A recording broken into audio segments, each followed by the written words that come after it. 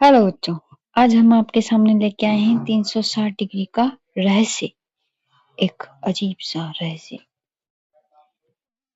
तो हम पढ़ रहे हैं चतुर्भुज, इसे इंग्लिश में क्या बोलते हैं?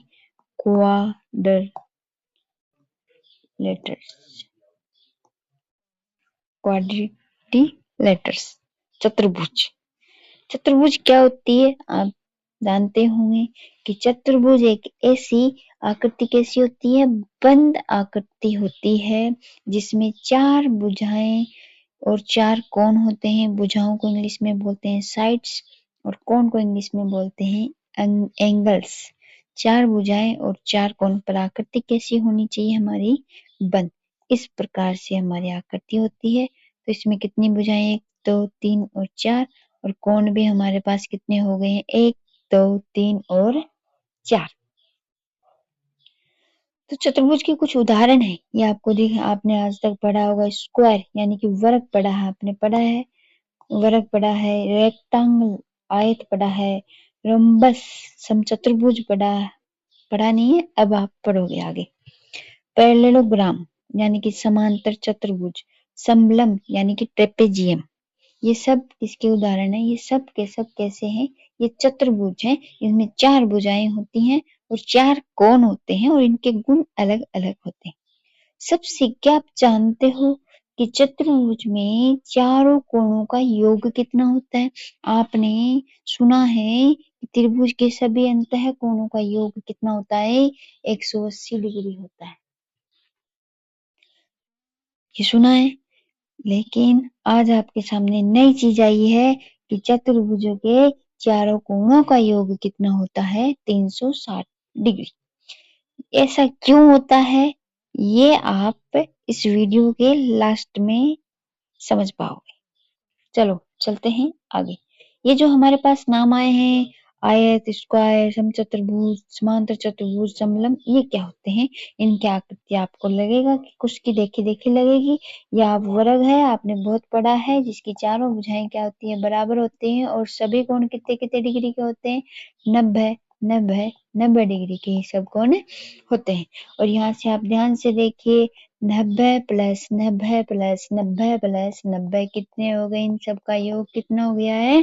360 डिग्री। रेक्टेंगल यानी कि आयत, आयत क्या होता है?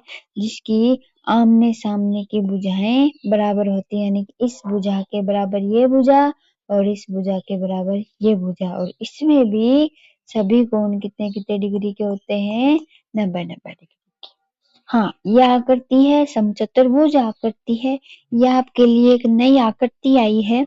इसमें भी कितनी भुजाएं होती हैं? चार भुजाएं होती हैं। चारों भुजाएं वर्ग की तरह बराबर होती हैं, परंतु इसमें सभी कोणों का 90 डिग्री होना आवश्यक नहीं है। इसकी एक खास बात और आपको मैं बताती हूँ। ये क्या होते हैं? ये आप जानते हो, ये विकर्ण होते हैं। क्या होते हैं ये? विकर्ण होते हैं। और विकर्ण कैसे होते हैं? इसके परपेंडिकुलर यानी कि लंबवत होते हैं। बाइसेक्टर और परपेंडिकुलर यानी कि समद्विभाजित और लंबवत। ये हम आपको जब आपके एक्सरसाइज करवाएंगे तब आपको बहुत अच्छे से समझाएंगे, इसलिए बने रहिए मेरे साथ। चलो, नेक्स्ट चतुर्भुज हमारा क्या है? समांतर चतुर्भुज। ये क्या होता है कि आमने सामने की भुजा बराबर होती है और साथ में ही पैरेलल होती है, इसलिए इसका नाम पड़ा है पैरेललोग्राम। पैरेलल का मतलब क्या होती है? भुजाएं समान और कैसी होती हैं? समांतर होती हैं। ठीक है, ये इसके समान और समांतर और ये इसके समान और समांतर। समांतर भुजा क्या होती है? क्या होती है समांतर रेखाएं? वे दो रेखाएं जो एक दूसरे को कभी नहीं काटती है, वो रेखाएं समांतर रेखाएं कहलाती हैं। एक नई आकृति है ट्रेपेजियम यानी कि समलंब। समलंब इस प्रकार की आकृति होती है जिसमें हम ये नहीं कह सकते कि आमने सामने की भुजा समांतर होती है, क्योंकि ये भुजा कभी ना कभी एक दूसरे को काटती है।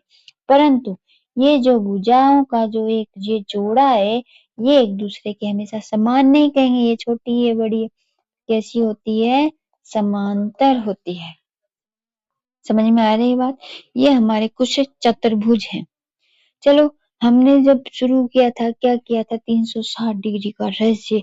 तो आज हम अपने टॉपिक पर आ रहे हैं। आखिरकार ये रहस्य क्या है। आपके पास ये देख रहे हो ये 4 भुजाएं 1 2 3 4, यानी कि ये किसकी आकृति है, ये चतुर्भुज की आकृति है।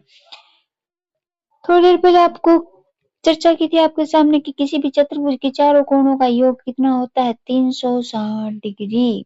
तो आपके सामने ये 4 भुजाओं से बनी आकृति 4 कोण आपके सामने दिखाई दे रहे होंगे। नंबर 1 कोण, नंबर 2 कोण एंड नंबर 3 कोण। परंतु आपके पास क्वेश्चन मार्क लगा हुआ है नंबर 4 कोण के, यानी कि ये आपको पता नहीं है। और जो चीज आपको पता नहीं होती है उसे हमें ज्ञात करना होता है, उसका हमें पता लगाना पड़ता है। तो अज्ञात कोण, जिस कोण का मान हमें मालूम नहीं उसको हमने क्या मान लिया है, x। चूंकि हमने शुरू में क्या बात की थी कि हम जानते हैं कि चतुर्भुज के सभी कोणों का योग कितना होता है, 360 डिग्री। तो हमें 3 कोण तो मालूम है, 110, 70 और 70। एक कोण पता नहीं। इन चारों को जब हम जोड़ देंगे तो हम जानते हैं कि ये क्या आता है, ये 360 डिग्री आता है। अब जोड़ो, 110 में 70 जोड़ो, 180 प्लस का 70 प्लस x बराबर में 360 डिग्री। 180 में 70 डिग्री जुड़ गए तो 250 डिग्री प्लस x। और ये तो आपने, ये हमारी एक प्रकार की समीकरण है। चर राशि का मान निकालना है, अचर राशि का पक्षांतरण करते हैं, पक्षांतरण करने पे चिन्ह बदलते हैं और ये हमारा मान x का आया है 110। यानी कि हम ये कह सकते हैं कि कोण बी का मान भी कितना आएगा, 110। ये जो प्रश्न नंबर 2 है ये एक समलंब की आकृति है। ये किसकी आकृति है, समांतर की। इस ये आपका क्या है, ये आपका होमवर्क है। ये आप घर पर करके करोगे अपनी नोटबुक में कि इसमें इस अज्ञात कोण का मान है कितना होगा। वाई, क्या वाई, क्यों, ऐसा क्यों है, कैसा क्यों है भाई कि समांतर चतुर्भुज के सभी कोणों का योग 360 डिग्री क्यों है। तो चलो अब हम इस कारण को जानने की पूरी कोशिश करते हैं। कोई भी आकृति बनाते हैं, कोई भी अपन चतुर्भुज बनाते हैं। चलो हमने एक समांतर चतुर्भुज बना दिया। इस समांतर चतुर्भुज, ये चतुर्भुज है, हमने इसमें एक विकर्ण, डायगोनल, विकर्ण को इंग्लिश में क्या बोलते हैं, डायगोनल बना। अब आपको ये आकृति दिखाई दे रही होगी, क्या हो गया आकृति के, ये आकृति। क्या मैं यहाँ पे नंबरिंग करती हूँ 1 नंबर और 2 नंबर, तो क्या आप मुझे ये बता सकते हो ये 1 नंबर में बनी हुई आकृति क्या है और ये 2 नंबर में बनी हुई आकृति क्या है। क्या ये त्रिभुज है, और ये भी क्या है, त्रिभुज है। और त्रिभुज के बारे में हम क्या जानते हैं कि इसके सभी अंतः कोणों का योग कितना होता है, 180 डिग्री। और इसका भी योग कितना हुआ, 180 डिग्री। तो त्रिभुज है, इन दोनों को फिर से मिला दिया तो हमारे पास त्रिभुज बनता है। तो इसके कोणों का योग कितना हो जाएगा, 180 प्लस 180 बराबर में 360 डिग्री। तो ये ऐसा इसलिए होता है। समझ में आया, समझ में आते हैं तो इससे अगले वीडियो में आपको और भी अच्छी शानदार चीजें मिलेगी। तो इस वीडियो को यहीं पे समाप्त करते हैं। ओके बाय, पढ़ते रहिए, टाटा।